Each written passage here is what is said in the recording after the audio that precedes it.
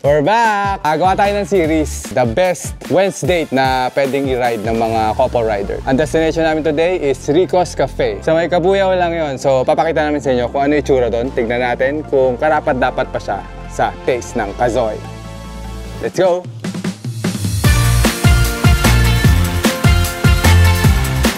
Okay, let's pray. Last shoutout daw. Okay, like I said, punta kami ngayon ng Kabuyaw. Ang pangalan ng restaurant is Rico's Cafe.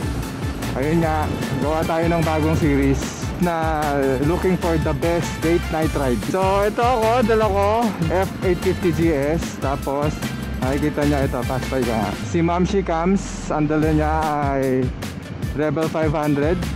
Nagpaplano ng mag-upgrade. So comment down below kung paano kami magkakaroon ng pera. Madali pumili ng motor pag may pera kayo. Team Orange! Tapos syempre kasama namin si Glenn. Dala niya ang kanyang bagong Ducati Multistrada. Dahil siya ay mayaman sa gasolina ngayon at sa toll gate. So yun, ito na yung huling beses nyo maririnig mo salita sa video na to. Dahil wala namang kwenta mga pinagsasabi namin. Kaya papakita lang namin sa inyo kung maganda ba dun sa lugar na yun. Bye! Chief, good evening! Okay dito ah. Executive siguro mga nakatira dito.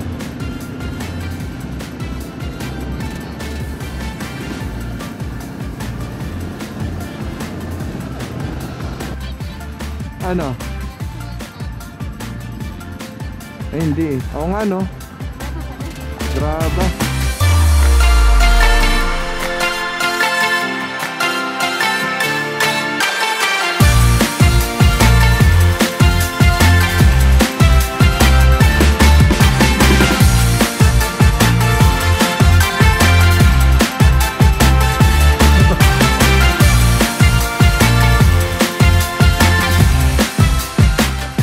Final verdict.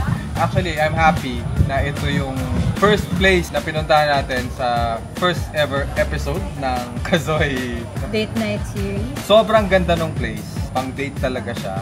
Pero mukhang pwede rin na pang family. Though, the only thing na I don't like, yung parking niya is medyo loose gravel. Konting ingat sa mga nagmumotor. Yes, so dahil dumating kami dito na medyo padilim, pag kumaliwa ka, hindi mo mapapansin na loose gravel siya. So, konting alalay lang pag pumunta kayo dito. But everything else, ambiance is perfect. The food is good. Sulit naman for the price. It's a little pricey, pero hindi siya yung basta-bastang menu na common mo makikita sa ibang lugar. So, okay na okay pa din. And nakikita nyo naman, sobrang ganda talaga ng lugar. So, kung pang date, family bonding, or group gathering, pasok siya. Just don't forget, Rico's Cafe. Make a reservation first dahil i-check nila sa guardhouse yung reservation mo and then you're good to go. So, tara! Good for date, no? Yes. Okay, so kita tayo sa susunod. Bye!